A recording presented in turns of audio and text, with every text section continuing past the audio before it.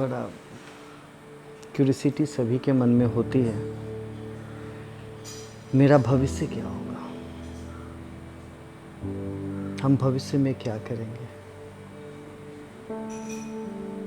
Science के student सोचते हैं हम टाइम मशीन के द्वारा 20 से 20 साल बाद चले जाएं।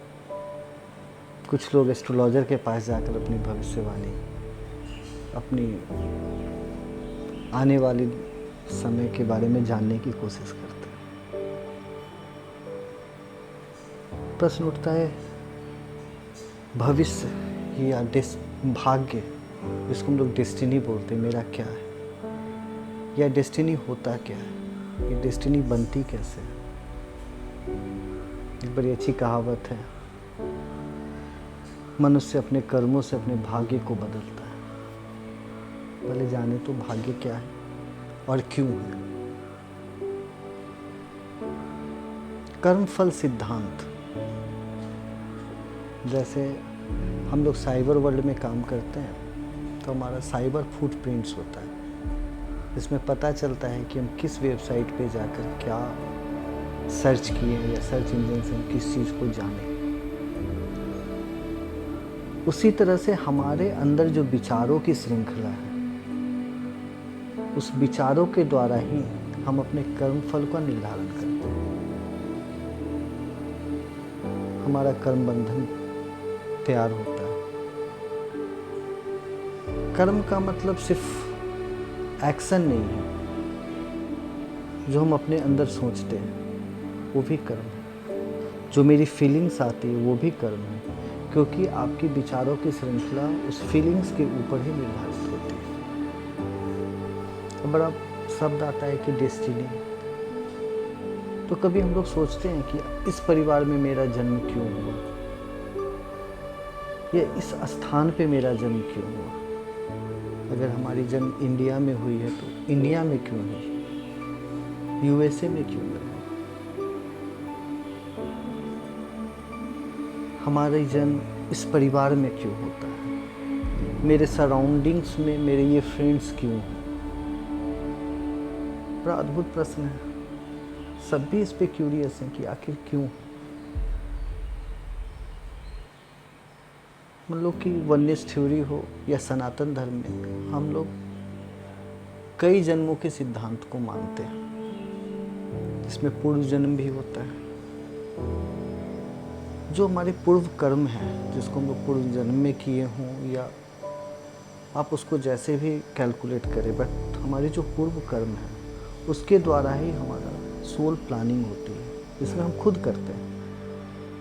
इसमें एक बड़ा प्रोस्पेक्टिव को अगर बहुत बड़ा करके देखें, जो हम लोग पहले भी चर्चा कर चुके हैं कि योग ही हमारा जीवन लक्ष्य है, अपने अल्टीमेट से मिलना। तो अपने अल्टीमेट से मिलने के लिए हमको अलग अलग प्रोसेस से निकलना पड़ता है, जिसको हम लोग फिल्टरेशन प्रोसेस करते हैं, जिसमें हम अपने आप को तैयार करते हैं निर्विकार होने के लिए, तैयार करते हैं निर्लिप्त होने के लिए। इस तैयारी के प्रोसेस में हम लोग अपने को अलग अलग टास्क देते हैं, जिसको हम लोग फिल्टरेशन प्रोसेस बोलते हैं।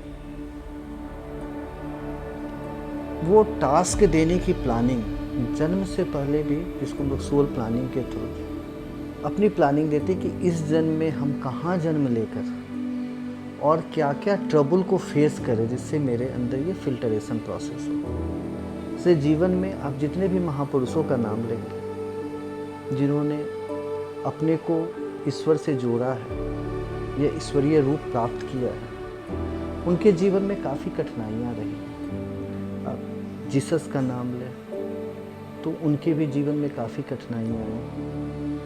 अब भगवान कृष्ण का नाम लें, उनकी जन्म ही कारागृह में हुई, वहाँ से उन्होंने ईश्वरत्व की प्राप्त की, उन्होंने ईश्वर रूप को प्राप्त किया। तो ये जो कठिनाइयाँ हैं, ये फिल्टरेशन प्रोसेस है। ये जन्म से पहले ही जो जागरूक, जो चैतन्य आत्माएं हैं, जो सोल है, वो अपनी प्लानिंग करती है कि हमको कहाँ जाना है, मेरी जर्नी क्या है। उस जर्नी हेतु वो अपने को कुछ टास्क देते हैं जिसको हम लोग अपना डेस्टिनी बोलते हैं, भाग्य बोलते हैं, जो हम लोगों को फेस करनी पड़ती है अपने जीवन में। और जीवन जीने में जब हमारी अपने भाव को ध्यान के द्वारा ईश्वर से जोड़ते हैं तो आप अपने कर्म फल से बाहर निकल जाते हैं, कर्म फल का निष्पादन होता है। तो फिर आपकी डेस्टिनी या भविष्य की चिंता आपको नहीं रह जाती है, क्योंकि आप उससे निर्लिप्त होते जाते हैं। तो डेस्टिनी आपके द्वारा गया चुना हुआ टास्क है, जिसके थ्रू आप फिल्टर अपने को करते हैं योग को प्राप्त के लिए। और वो प्रोसेस को हम लोग फिल्ट्रेशन प्रोसेस बोल सकते हैं या ध्यान की अवस्था बोल सकते हैं। और इसमें जाने में हम लोगों का होमवर्क है अपने को निर्लिप्त भाव करना, अपने को निर्गुण करना, अपने लस्ट डिज़ायर उनसे अपने को बाहर करना और ईश्वरीय अवस्था को प्राप्त करना। तो बेसिकली डेस्टिनी अपने द्वारा चुना हुआ टास्क है,